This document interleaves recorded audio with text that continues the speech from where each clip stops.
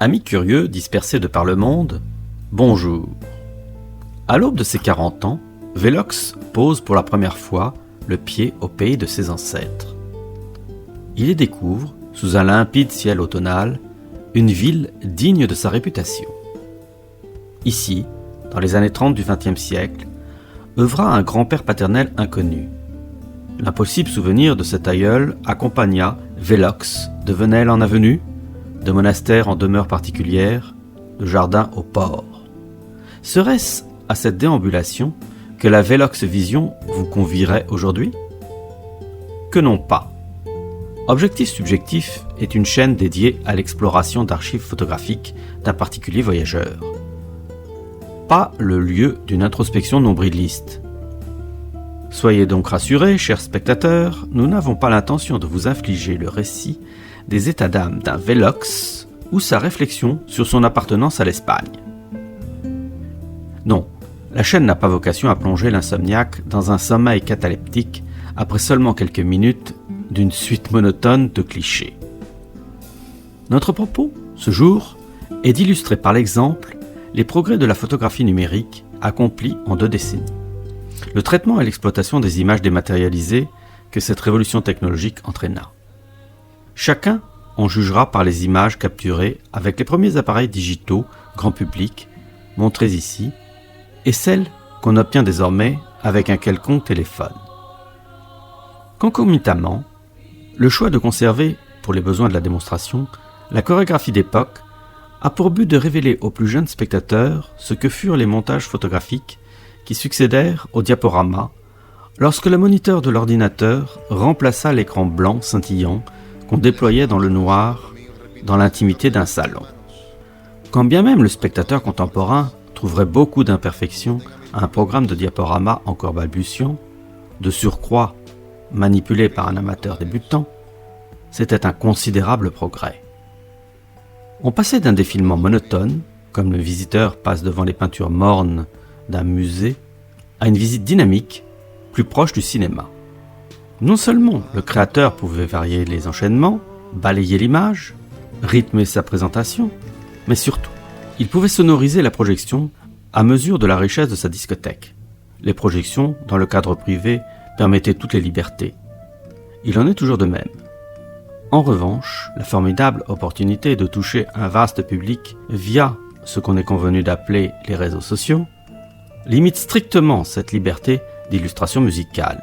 Ici, nous avons dû nous résoudre à remplacer la bande son originale avec la trompette de Miles Davis, les danzas enflammées de De Falla et les mélodies d'Albéniz par des morceaux dont la Velox Vision a acquis des licences.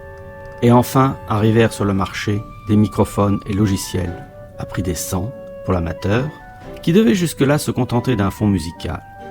Il était désormais loisible d'ajouter un commentaire aux images alors que jusque-là, il se faisait de vive voix dans le bruit du ventilateur, car l'enregistrement, puis la synchronisation, étaient si compliqués que seuls les professionnels pouvaient s'y risquer.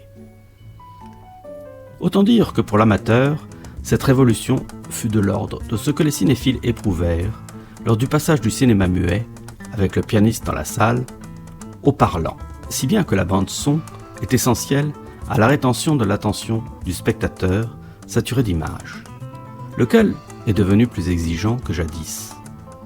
Avec raison, puisque la vulgarisation des outils audiovisuels autorise toutes les fantaisies. Ceci vaut pour quiconque nourrit l'ambition d'être vu jusqu'aux antipodes.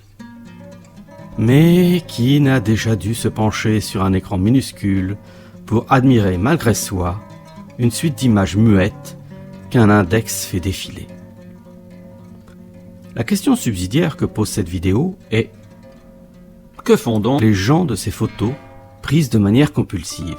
Chacun connaît de ces fous du déclencheur qui n'ont de cesse de vous infliger le visionnage de Tata Jacqueline déguisée en vache laitière, du chien, redoutable la photographie animalière, toutou, canari, chaton, le nouvel amant, le balcon fleuri, l'automobile rutilante et les lardons braillards sur le pot.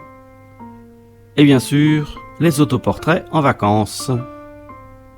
Mal cadrés, flous, désespérément banals, pour ne rien dire des vidéos tremblotantes au son à vous vriller les tympans.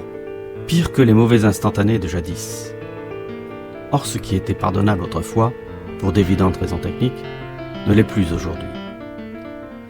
Cette punition vous sera épargnée. Reste la lassitude au bout de quelques minutes. Après cette introduction, si vous n'êtes pas découragé, nous vous laissons donc savourer en toute quiétude ces images qui n'ont d'autre valeur que celle de témoigner d'un intérêt certain de Madame pour l'œuvre d'Antoni Gaudi. Bonne promenade ou sieste.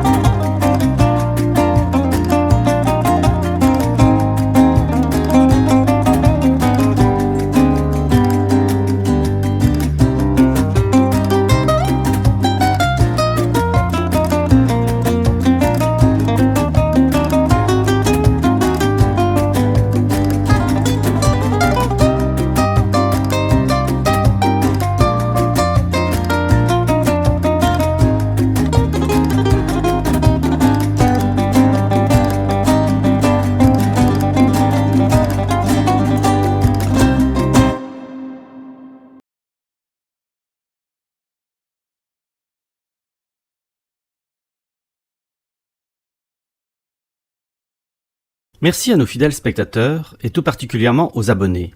À bientôt sur Objectif Subjectif.